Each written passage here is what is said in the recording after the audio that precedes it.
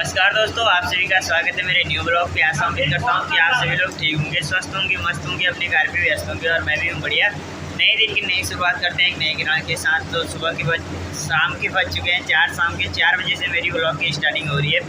तो मैं बहुत दिनों बाद ब्लॉग बना रहा हूँ क्योंकि बीच में पार्टी भी थे और काम भी ज़्यादा था, तो मेरे को इतना टाइम था नहीं ब्लॉग बनाने का। तो आजकल मेरे को थोड़ा टाइम मिला है क्योंकि आजकल थोड़ा काम चल रहा है। 2-3 दिन बाद और दिवाली आ रही है, तो उसके बाद और काम चलने लग जाएगा। तो मैंने सोचा चलो आज मौका, आज ब्लॉग बना लेते हैं। तो आशा उम्मीद करूँगा आप सभी लोग ठीक होंगे। तो ऐसे ही बने रहे ब्लॉग के साथ, आप सभी को दिखाऊँगा यहाँ का सुंदर नज़ारा।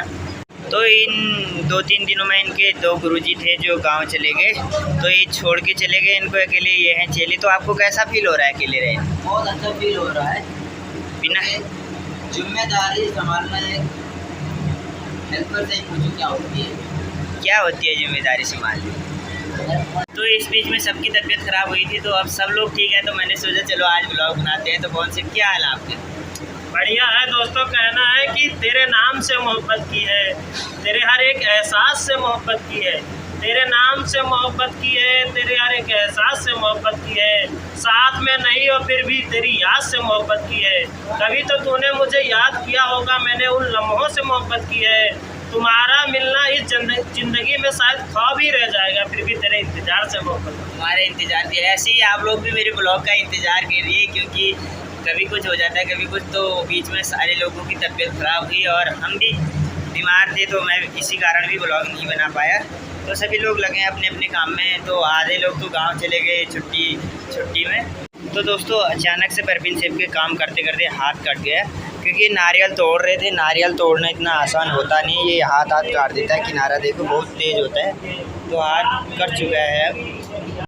तो शाम को आया मैं आते ही शाम को फिर 5 बजे तक मैं कोयले डाल देता हूँ। तो 5 बज गए थे, मैंने सोचा चलो कोयले डाल लेते हैं।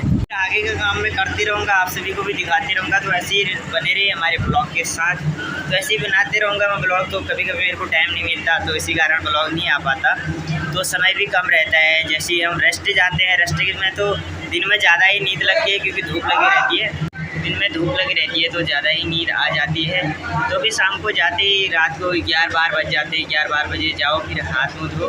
तो ऐसे ही फ़ोन चलाते चलाते ही सो जाते हैं, पता नहीं चलता। एडिट करने का भी टाइम नहीं मिलता। तो मैं बीच में ब्लॉग भी बना रहा था, तो एडिट करने का टाइम ही नहीं मिला, तो मैंने छोड़ दिया थी बीच में। मैंने बोला नहीं, पूरी नहीं हो पा रही है, तो अब बनाऊँगा ब्लॉग। तो ऐसे ही बने रही हमारे ब्लॉग के साथ। तो ये देख सकते हैं अभी इनमें बचपना भी जिंदा है। तो बच्चों की जैसी हरकतें करते हैं, कुछ भी उठा के बजाने लग जाते हैं। ये है कारीगर। तो बचपन में आप लोगों ने भी किया होगा ऐसा ही। हम भी गांव में केले के पत्ते का बनाया करते थे, फिर बजाया करते थे। वैसे ही इनका भी हो रहा है, आज इसको पकड़ के बजा रहे हैं। दुनिया को हकीकत मेरी पता कुछ भी नहीं है, इल्ज़ाम हजारों हैं फिर भी खता कुछ भी नहीं है। मेरे दिल में क्या है पढ़ ना सकोगे तुम, सारे पन्ने भरे हैं और लिखा कुछ भी नहीं। तो तूफान में हमारा तंदूर जलने लग गया है। देखो अभी ज़्यादा जलेगा, आग ऊपर तक लपटें काटेंगे। वैसा हो जाए तंदूर का काम। अभी ठोकेंगे इसको, फिर तैयारी होगी। और नूडल भी उबाल रहे हैं। अभी शाम के टाइम थोड़ा ढीला काम थोड़ा कम रहता है। 4 से 6 बजे के बीच में थोड़ा काम कम रहता है, तो हम अपना पिज़्ज़ा कर लेते हैं। सुबह थोड़ा कम रहता है, नहीं तो लगातार लगा ही रहता है काम।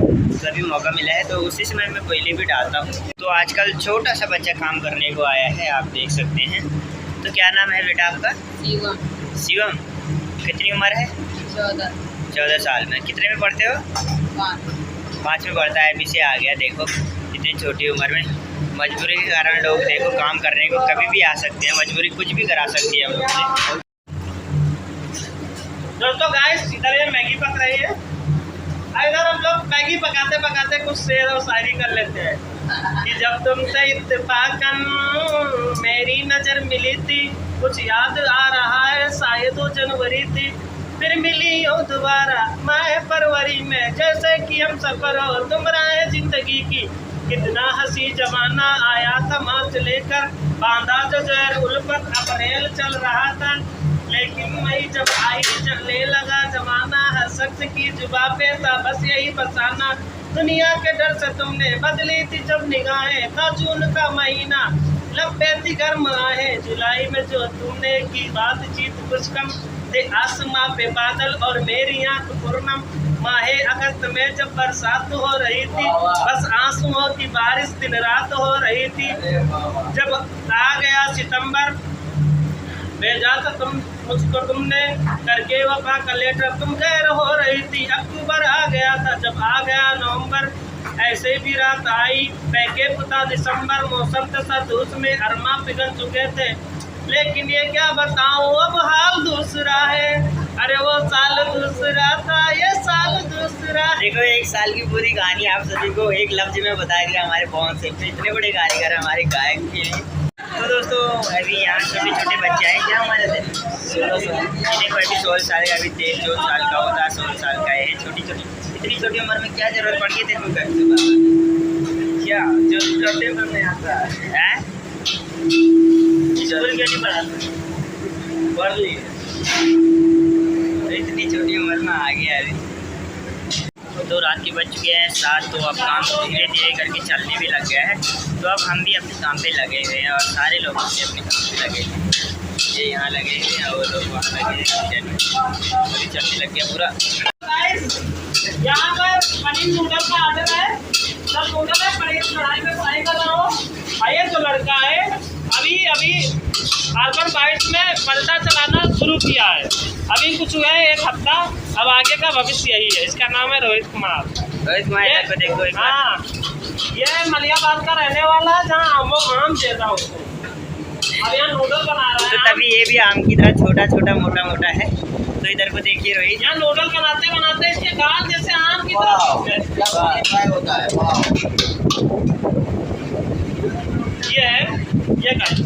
ये बना पनीर नूडल।